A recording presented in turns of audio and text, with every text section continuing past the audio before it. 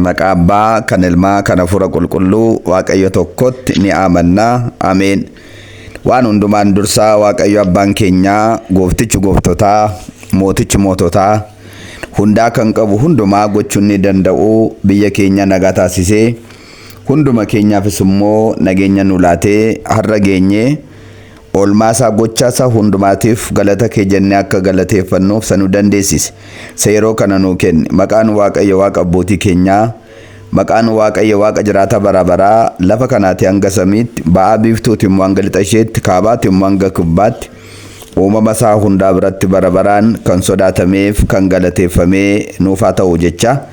Kadhannaan haadha Waaqayyoo, eegumsaan qulqulloota ergamoota Waaqayyoo, waadaan toloota wareegamtootaa, arjummaan uumaa keenya Sillaaseen wajjin haa ta'u jecha. Har'a caamsaan 11 dhugaadhumatti guyyaa seenaa addaa qabudha. Innis maali yoo jettanii, guyyaatti abbaan yeedaloo biyya Itoophiyaa, abbaan yeedaloo addunyaadhumaaf sababa ta'ee qulqulluun Yaareed guyyaan itti ol fudhatamedha. Kanaafuu dhimma seenaa abbaa keenyaa qulqullicha Yaareed goota yeedaloo kan ta'e waa'ee isaa gabaabsinee waliin barannaa. Waaqayyo nu barsiisuu, Waaqayyo hunda keenya wajjin haa ta'u. Mootichi Daawit faarsaa isaa 149 lakkoomsa 1 irratti galata haaraa ta'een Waaqayyoon galateeffadhaa jedha. Galata haaraa ta'een Waaqayyoon galateeffadhaa jedha. Amaariffaan በአዲስ ምስጋና እግዚአብሔርን አመስግኑ ይላል። dhugaadhumatti galata haaraa ta'ee yeedaloo haaraa ta'ee yeroo jalqabaaf addunyaa kanarratti kan Waaqayyo qodaa godhatee barsiisee qulqulluu Yaareedidha. Meegaa seenaa qulqulluu Yaareed kanaan dura kitaaba galmee seenaa akka hin irraanfatamneef jedhu caamsaa 11 irratti dhugaadhumatti ammuma Waaqayyo natti ibsee barreessuudhaaf yaaleera. Warri kitaabicha qabdanii achumarraa ilaaluu dandeessu. Amma garuu gabaabseeman seenaa isaa waliin barannaa. Waaqayyo nu barsiisu, Waaqayyo nu wajjin haa ta'u. Qulqulluu Yaareed abbaasaa Addaam yookaan Abiyood kan jedhamu, harmeesaa Tawkiliyaa kan jedhamu irraatii ebela 5 bara 505 akka lakkoomsa Itoophiyaatti kutaa biyya Tigraay Aksum iddoo jedhamutti kan dhalatedha. Egaa mucaa kana abbaan isaanii gaafa godhatan maatiin isaanii baay'ee gammadan. Dhaloonni isaas baay'ee ajaa'ibaadha.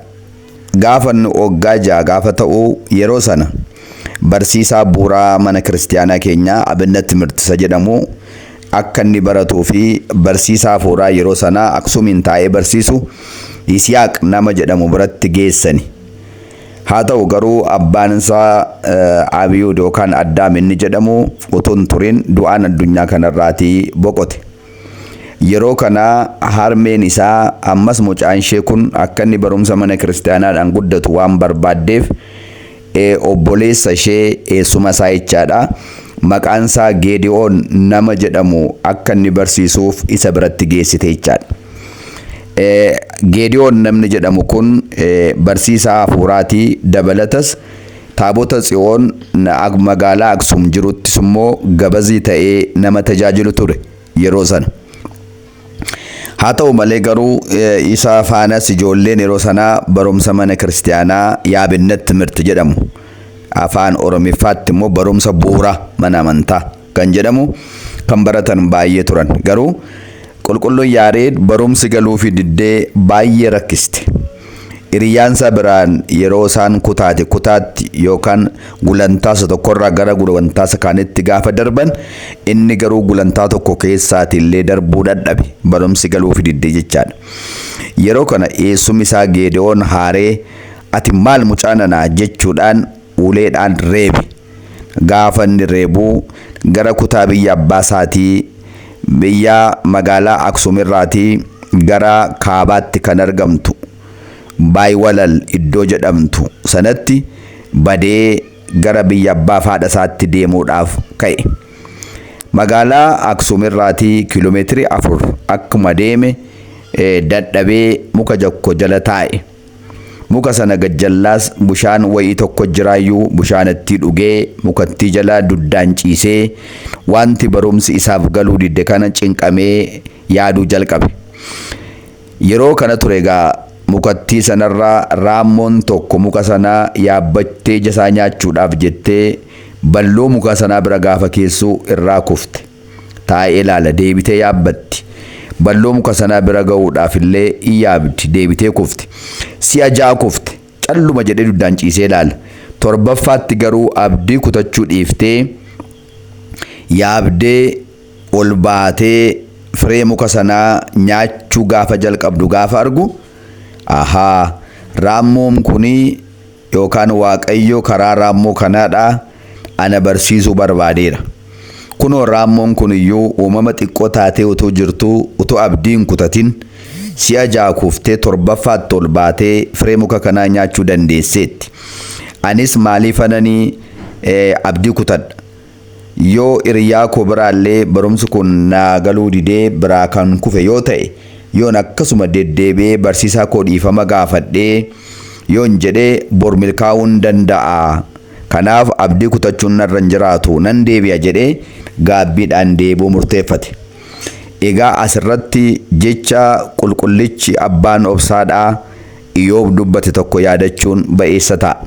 Innis matsaafa Iyyoob boqonnaa 33 lakkoomsa 14 gubbaarratti Waaqayyo karaa tokkos karaa biraas ni barsiisa, namatu nu hubatu malee jedha.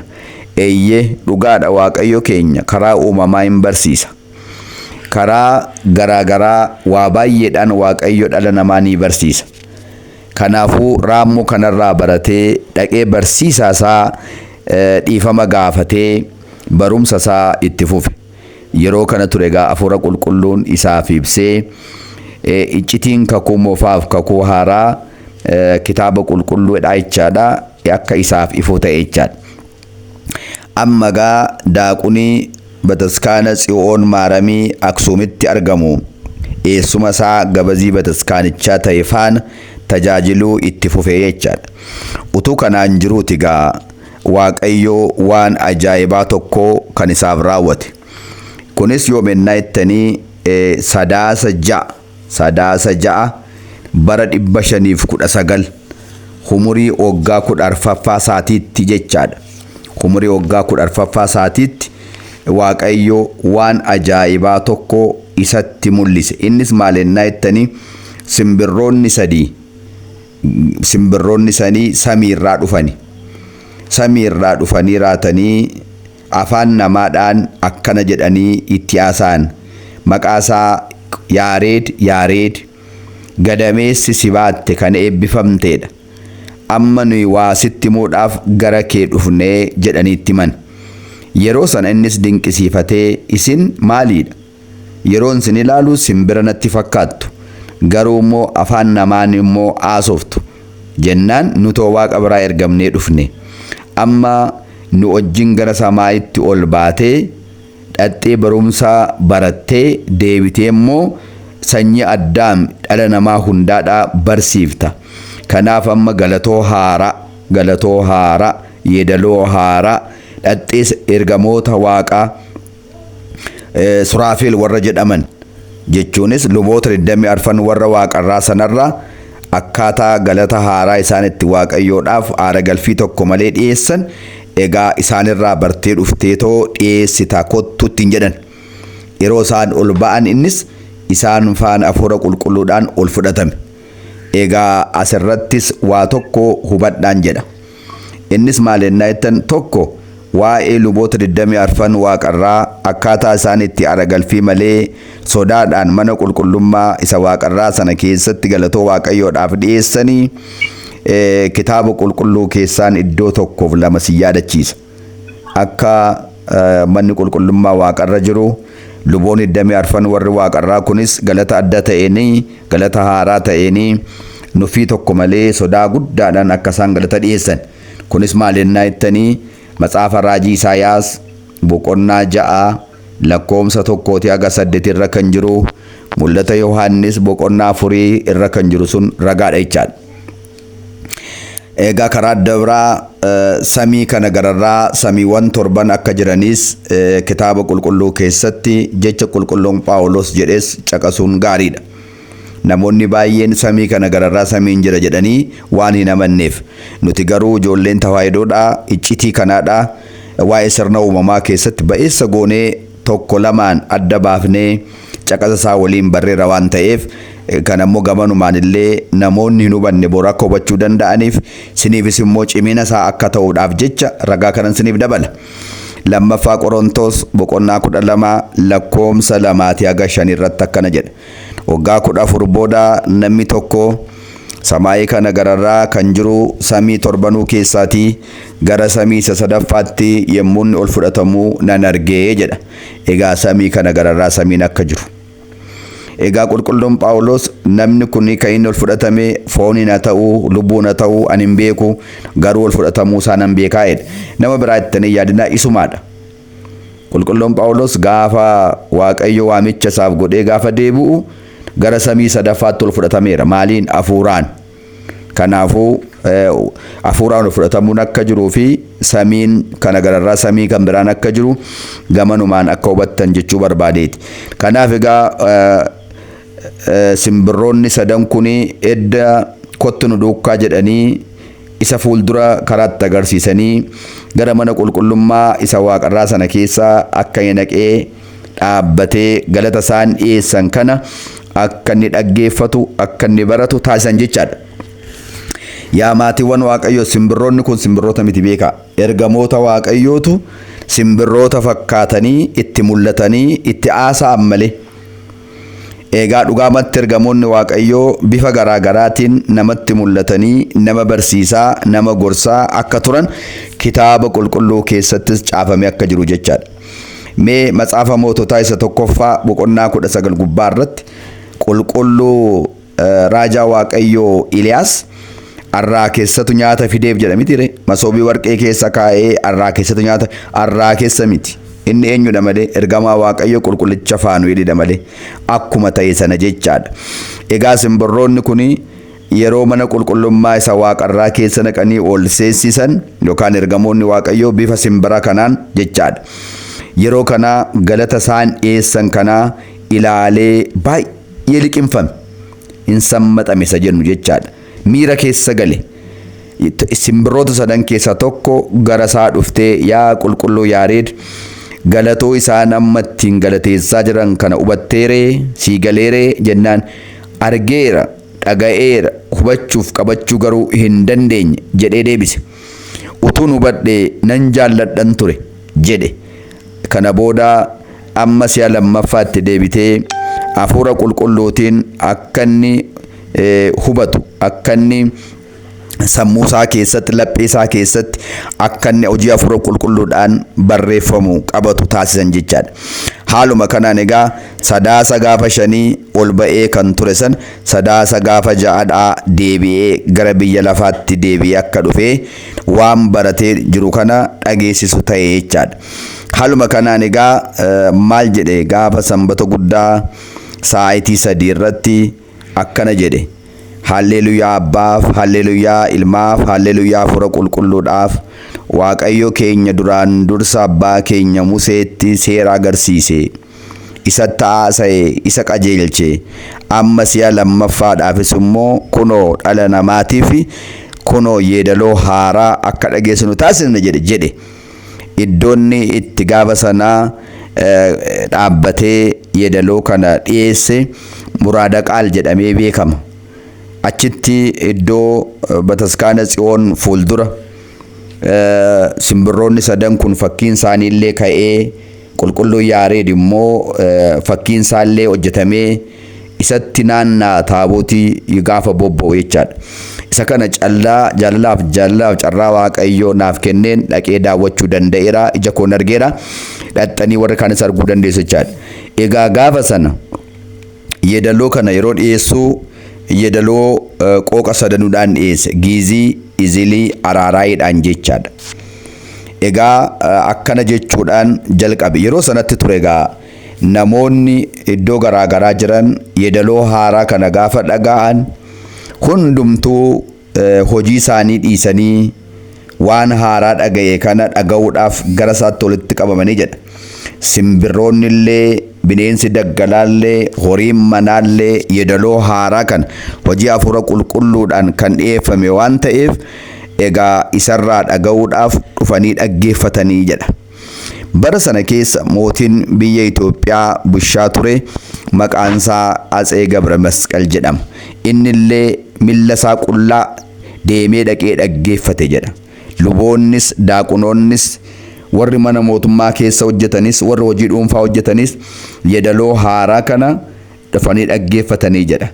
Egaa yeedaloo haaraa kana oggaa yeedaleessus bifa afuriin ture jedhaga. Tokko gannaan fakkeessee, birraan fakkeessee, bonaan fakkeessee, arfaasaadhaan bakkeessee yeedaloo afur kanaan barreesse jechaadha. Egaa akkaataa inni itti samiirraa hojii hafuura qulqulluutiin gargaarsa ergamootaan arjummaa waaqayyootiin yeedaloo yeroo jalqabaadhaaf samiirraa bifa sadiidhaan fide giizii izilii araaraayiidhaan kana yoo jenneen waan hubachuu qabdan garuu isa fuula dura garuu kan nama dhibu isa fuuldura garuu yeedaloon tokko lafarra hin jiru. Namni dubbisaan tajaajila mare waamti karaa biyya lafaa karaa kamillee qooqa kanaan yeedaloodhaan kan yeedaleeffamu tokko yoo hin jiru dubbisaan malee jechaadha. Achirraa kaasee yeedaloodhaan yeedaleessuun jalqabamee jechaadha. Mee tajaajila qulqulluu Yaareed immoo ilaalchise. Tajaajila qulqulluun Yaareed gochaa ture ilaalchisee tokko. Dhugaadha kitaaba qulqulluun hafuura qulqulluun isaaf ibseenii eessuma isaa Geediyoon wajjin bataskaana qulqulleetti Aksum Tsiyoon keessatti waggaa 6 tajaajile. Eessuma isaa faana kakuu moofaaf kakuun haaraa iccitiinsaa isaaf galee waggaa 6 lallabaa ture. Edda eessumi isaa Geediyoon boqotee booda immoo waggaa 10 barsiise. Yeedaloo kanas kakuu moofaaf kakuu haaraa iccitiisaa galee fi waggaa 10 olumaa gala bataskaana Aksum Tsiyoon keessatti waggaa 16 tajaajilee jechaadha. Kan lammataa Tulluu Dabra Daamoo irra deemee kan abbaan Aragaawii bu'uureesse jechaadha. Atsee Gabra Masqalii wajjin gaafa bataskaan isaan ijaaran eebbifamu guyyaa 8 achirra taa'ee yeroo ayyaanni ayyaaneffamu siraata nigsi kan jedhamu sana achirratti seera godhee barsiisee tajaajileera. Inni sadaffaan inni arfaffaan dhiifama gadaamii Xaanaa Qirqos keessa waggaa 3 taa'ee achirratti barsiiseera. Keessumatti kitaaba isaa duggaa jalqabaa dhagaa akka moonyetti keessa isaa dhoksisee qalama immoo bulbulee achitti duggaa isaa jalqabaa waggaa 3 achi taa'ee barreesseera. Barsiiseera jechaadha. Kanaaf iddoo sanatti maaltu daawwatamaa jira? Dhagaan gaafa sana hanga irraatti jira hin daawwatama. Kan inni itti abaaboo walitti cuunfee bulbulee ittiin biraannaa irratti barsiisaa ture hin daawwatama. Kaabbaan isaa inni uffachaa ture jira hin daawwatama. Tsinaatsiliinsaa maqoomiyaansaa hanga irraatti jira ni daawwatama. Keessumatti masqaliin warqeedha. Egaa lubas ta'ee tajaajilaa tureera waan ta'eef waaqarraa kan kennameef hanga irraatti jira ni daawwatama. Keessumatti masqaliin warqee kun yeroo dargii keessaa biyya Faransaayitti booji'amee waggaa 18 achi turee deebi'ee kan galee akka ragaatti ni daawwatama. Jaalalaa fi yama waaqayyoo ta'ee isa kanallee ijuma kootiin naqee argee masqalii kanas dhungadheera. Tsinaaxilii isaanii maqoomiyaa isaanii uffannaa isaanii irraallee harkaan qabee daawwachuu danda'eera jechaadha. Galanni waaqayyoof haa ta'u. Xaanaa Qirqos keessa boris warri sagantaa kana qabdan naxxanii daawwachuu ni dandeessu. Inni shanaffaan kibba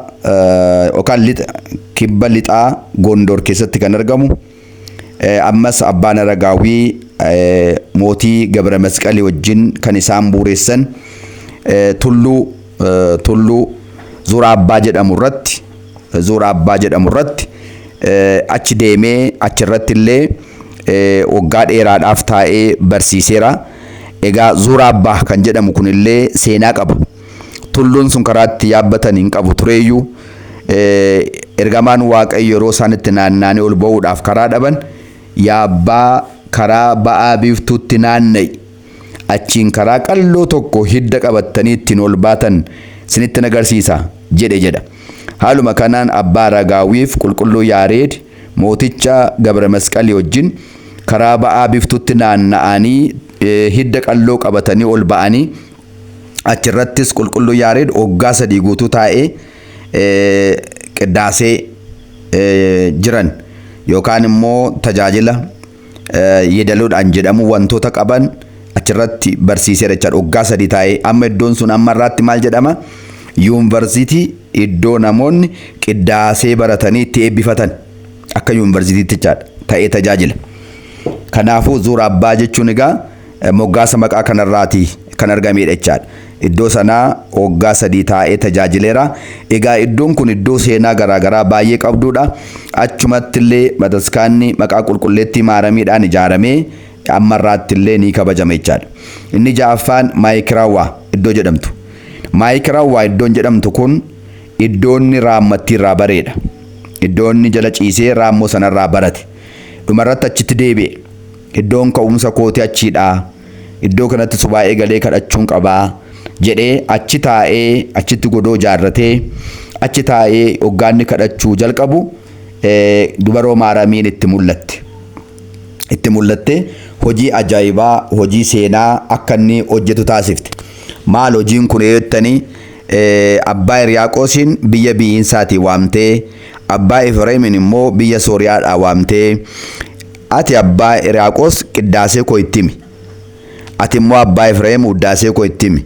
Ati immoo qulqulluu Yaareed jara kanarraa dhaggeeffadhuuti yeedaloo itti hojjedhu giiziidhaan, iziliidhaan, araaraayiidhaan jette. Kanaafuu qiddaasee abbaa Hiriyaaqoos irratti yeedaloo sadanuudhaan, giiziidhaan, iziliidhaan, araaraayiidhaan achitti itti barreesse. Mallattoo hojjechirra kaa'e. Uddaasee Maaramiin akkuma kana achitti jechaadha. Kanaafuu iddoon Maayikiram jedhamtu kun seenaa qabdi. Maayikiram iddoon jedhamtu kun waa lamarraa kan maddeedha. Maayi jechuun bushaan jechaadha yookaan tsabala jechaadha. Kiraawwaa jechuun maqaa mukattiiti. Maaliif tsaballi sun hanga irraatti jira kan nama dhibu maatiiwwan Waaqayyo. Tsaballi sun hanga irraatti jira.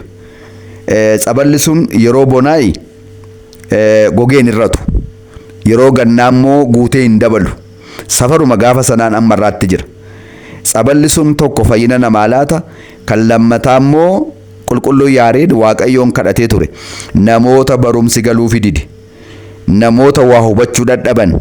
Yaa Waaqayyo tsabala kana hoggaa dhugan akka sammuun isaanii banamu waan yaadan akka hubatamuuf godhiif jedhee waan kadhateef amma namoonni baay'een ijoollee isaanii geessanii tsabala kana obaasu. Tsabala kana gaafa dhugan sammuun namaa hin banama. Sammuun namaa banamee waa qabachuu waa hubachuu danda'a. Barumsatti illee doofaa kan ta'an daagii kan ta'an salphaatti waadaa kanaan barachuu danda'u jechaadha. Kanaaf achitti turee tajaajila kana fakkaatu godhaa tureera. Hanga irraattis dhagaa guddaadhaan itti naanna'ee ijaaramee muki gaafa sanaa ammallee jirti. Muki gaafa sanaadha ilaalaa jaarraa 5ffaa keessa wanti kun hanga irraatti mukattiin jirti. Kanas iyyamaaf jaalala Waaqayyoo ta'ee achi keessa seenee taa'ee mukattii sana harkaan qabee tsabala sana dhugee egaa obboloota koo wajjin carraa kan argachuu danda'eera. Waa'een argin sinitti meechaadha. Kan nama dhibuu guddaa kan hin irraanfanne buttaa jiraarraa kan dhufe. Mallasee namni jedhamu iddoo sanatti kitaaba tokko birrii 50 illee bitee na badhaase seenaa sanarraa kan dubbise. Kitaaba galmee seenaa jedhu irratti barreessuudhaaf yaaleen jira jechaadha. Kanaaf iddoon sun iddoo kana fakkaatudha. Waa'ee iddoo kanaadha gabaabsee ammas yoon sinitti muudhaaf jedhe iddoon Maayikiram jedhamtu kun duruma duraan kaaseeyyuu duriirraa kaaseeyyuu seenaa iddoo qabdudha. Tokko iddoo taaboti Tsiyoon yeroo jalqabaadhaaf yeroo biyya Israa'elii dhufe sana lafa inni taa'aa turedha. Kan lammataa moototni biyya Itoophiyaadhaa kan ta'an tokko Itoophiis namni jedhamu manni mootummaa isaatii achi ture. 2 Alaameedaa kan jedhamu. 3 Nugus Taazer kan jedhamu. 4 Nugus Kaaleeb kan jedhamu. Inni ittaanu immoo Atsee Gabra Masqal inni jedhamu manni mootummaa isaanii achi ture jechaadha. kan nama dhibu hanga irraattillee iddoon mana mootummaa isaanii sun irraa diigame ragaadhaaf jira jechaadha. Kanaafuu tajaajila isaa ilaallatee kan ilaalchisu gabaabamatti maayikiraa waa iddoo jedhamu kanattis kunoo tajaajila kana fakkaatu godhameera. Yeroo ammaa kana immoo manni qulqullummaa guddaan tulluu isaa irratti ol ba'ee ijaaramee achirrattis maqaa qulqulluu Yaareediin mogga'ee gunoo guyyaa yaadannoo qabu akkasiidha daawwatamaa jira. Amantoonni fagoodhaa dhiyoodhaa alaa keessa dhufanii eebbarraa fudhatu jechaadha. Egaa haala tajaajila isaa yoon kana jedheen gaa haala kitaaba yeedaloo isaatii ilaalchise. Haala kitaaba qulqulluu Yaareed kitaaba yeedaloo isaatii hojjete ilaalchise dhugaadha sila waqtiiwwan afuriidhaan qabee barreesse jenne. Achumaan amma immoo waqtiiwwan afur sana keessatti akkuma barreesse mata duree yeedaloo isaatii immoo 22 taasise. 22 taasise barreesseera. 22 maaliif taasise kan jedhu immoo abbootii gaafa ibsan maal jedhani? Gaafa sanbata guddaa irraa kaasee Waaqayyo haga gaafa jimaataatti uumamanni uume gosaan 22 waan ta'aniif gosa uumamaa 22 kana sababeeffatee 22 taasisee barreessee jedhan. Karaa adda biraa yeedaloon isaa kuni kan inni irratti barreessee kitaaba gurguddaa 5tu jiru. Kitaaba gurguddaa 5 kunis maal yoo jettanii tokko duggaa, lama tsooma duggaa, sadaffaa miiraaf, arfaffaa zimmaaree, shanaffaa mawaaseet jedhama. Egaa kitaaboleen kun tokko tokkoon isaanii iccitiidhaaf hiika qabu. Duggaa jechuun kan walitti qabamee, kan walitti guuramee waa hundumaa kan of keessatti hammatee jiru jechaadha. Duggaa jechuun maali jennaan kakuu moofaaf kakuu haaraa, waa'ee gooftaa keenyaa, waa'ee dubaroo maaramii, waa'ee raajotaa, waa'ee wareegamtootaa, waa'ee barattootaa, waa'ee tolootaa hunda isaanii walitti qabatee kan jirudha. Kanaafuu hunda isaanii waqtiitti kennee barreeffamee kan jiru waan ta'eef duggaa jedhame. Tsooma duggaa jechuun immoo waa'ee tsoomisa guddichaa, waa'ee tsoomii gooftaa keenyaa Yesuus Kiristoos bakka 8tti qoodamee akka jiru Zawaradee, Qidist, Mokiraab, Dabrazayiit, Matsaagui, Gabraheer, Niqodemoos, Hosaayinaa, Samoon Hamaamaat kan jedhu sun hundi isaa keessatti barraa'ee waqtiidhaan akka jedhamuudhaaf kan barraa'ee kan waggaatti jiru kan inni kaa'e waan ta'eef tsooma duggaa jedhama. Inni sadaffaa miiraaf jechuun buufata jechaadha. Buufataan waa'een tsooma isa guddaadha, waa'een faarsaa Daawit egaa kan biraa buufataadhaan kaa'amee akka jiru. Arfaffaan zimmaaree jedha.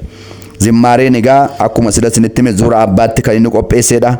Zimmaareen kun mataan isaanii immoo waa'ee horaantu gooftaa keenya 5 ilaalchisee wanti kana fakkaatu zimmaareedhaan yookaan faaruudhaan akka gaggeeffamu. Inni shanaffaan mawaasaat jedhama. Hiikama lubbuu gaafa namni du'u akkaataa itti namaaf geggeessaa lubbuu taasisan kan ilaallatu jechaadha. Karaa adda biraa mallattoolee yeedaloo qulqulluu Yaareed itti yaadeleeffamu mallattoolee. Mallattooleen qulqulluu Yaareed ittiin mallatteeffaman 10tu jiru. Egaa maaliif 10 ta'e kan jedhu sana immoo gaafa ilaallu qulqulluun Daawit faarsaa 143 lakkoomsa 9 gubbaa irratti baganaa ribuu 10 qabuun sin galateeffadhaa jedha. Baganaa ribuu 10 qabuun sin galateeffadhaa jedha.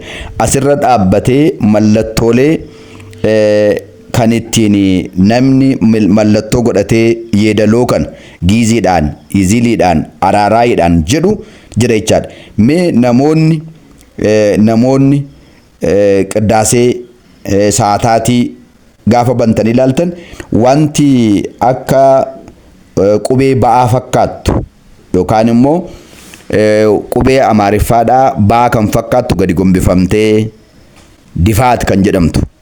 2 kan akka qoorbii wayiidhaa maankaa fakkaattu asii ol galagaltee hidaat kan jedhamtu.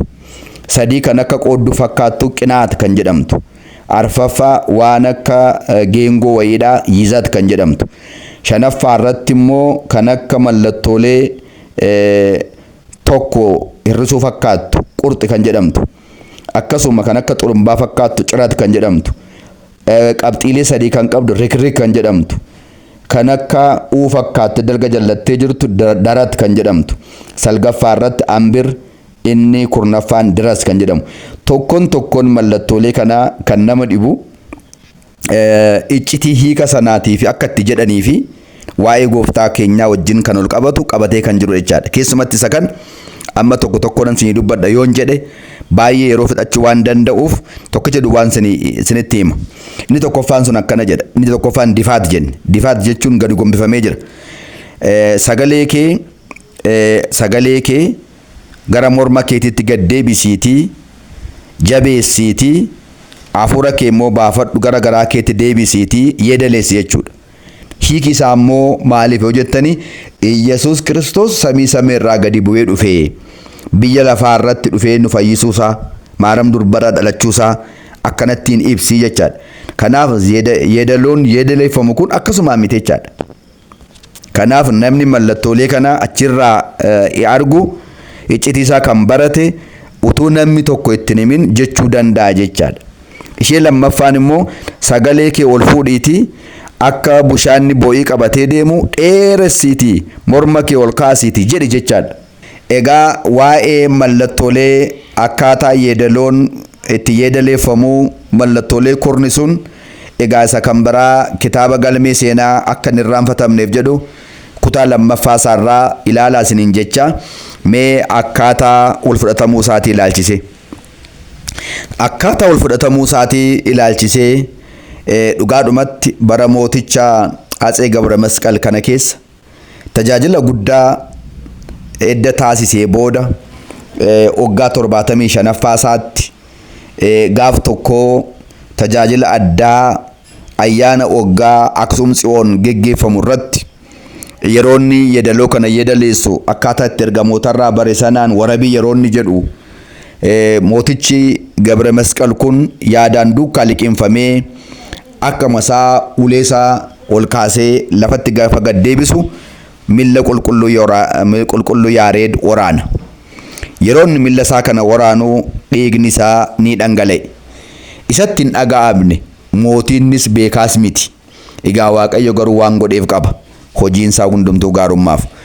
Gaafa sagantaan xumuramee gaafa laalamu milli isaa waraanamee dhiigaa jira arge. Mootichi baay'ee gadde.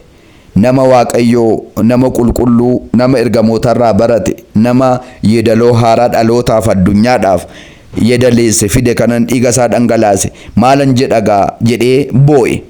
Erga boo'e booda maaloo waan barbaadde na kadhadhu, waan barbaadde na gaafadhu, kaasaan siif kafalaa, beenyaan siif laadhaa jedhe.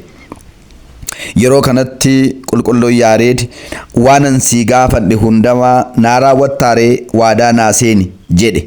Eeyyee dhugaa haadha Waaqayyoo, dhugaa Waaqa jiraataa waadaa siif nan seena jedhe. Egaa ani immoo waanan si gaafadhu kanaan booda ani biyya lafaa kana kee jiraachuun barbaadu. Gara bosonaa deemeen gadaamii buuresseen gadaamii kana keessa taa'een Waaqaaf adda ba'een jiraachuu barbaada. Kanaafuu na geggeessi na dukkaan ilaalinii na assanaabbati jedha. Yeroo kana namoonni kana dhagaan hundi isaanii ni gaddanii ni bo'ani. Maaliif nama yeroo faarfatu faarfannaan isaa laphee nama qabbaneessu, seexana hari'u, ayyaana Waaqayyoo namatti uwwisu, keessa namaa gammachuudhaan guuta baay'ee yeedaloo haaraa kana dhabuu isaaniitti ni gaddan. Egaa garuu immoo waadaa seenaniiru waan ta'eef waan waadaa seenan kana raawwachuun immoo dirqama waan ta'eef yeroo kanatti gaa waan jedhu wallaalee eddan sila dubbadhee waadaa sii seeneera jedhe. Gaafa sana gaafa deemuudhaaf jedhu sanbata guddaa bariidhaan gara bataskaanaa Tsiyoon maaramii ishee Waaqayyo Museetti kenne taaboticha fuuldura dhaqee dhaabate. Taabotinni Waaqayyo Museetti kenne ajaa'ibaan gara biyya Itoophiyaa dhufee jiru kuni taabota Tsiyoon jedhama waan ta'eef dhaqee ishee dura dhaabatee akkana jedhe. Afaan Giiziitiin qiddisti wabitsihit jedhe. Qulqullooftuudhaaf kabajamtuu, galateeffamtuudhaaf ulfaattuu, yaa haadha ba'aa biiftuu jedhee mee anqasa birhaanii yookaan kadhata ba'aa biiftuu kan jedhu jalqaba isaarra kan jiru naqaa ilaala. Akkana jedhee galata dhiyeessuu jalqabe jedha. Nagaasa dhumaa laachuudhaaf. Amma kadhannaan anqasa birhaan jedhu yookaan immoo kadhannaan ba'aa biiftuu jedhu Wuddaasee Maaramii keessatti barraa'ee jiru sun kadhannaa isa xumuraa nagaa kan inni itti qulqulleetti xoonitti dhaamee sokkeedha.